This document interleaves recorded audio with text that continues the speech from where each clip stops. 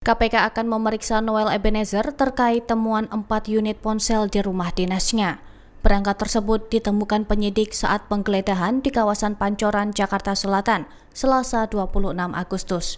Juru bicara KPK, Budi Prasetyo, mengatakan ponsel itu disimpan di plafon rumah Noel. Lokasi penyimpanan yang tidak wajar itu menimbulkan dugaan adanya upaya menghalangi penyidikan. Budi menyebut keberadaan ponsel akan menjadi salah satu materi pemeriksaan. Penyidik ingin memastikan apakah perangkat itu sengaja disembunyikan atau hanya ditaruh di plafon tanpa maksud tertentu.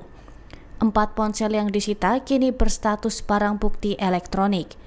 Menurut KPK, data dari ponsel diharapkan menjadi petunjuk baru yang membantu membongkar praktik korupsi. Download Tribun X sekarang, menghadirkan lokal menjadi Indonesia.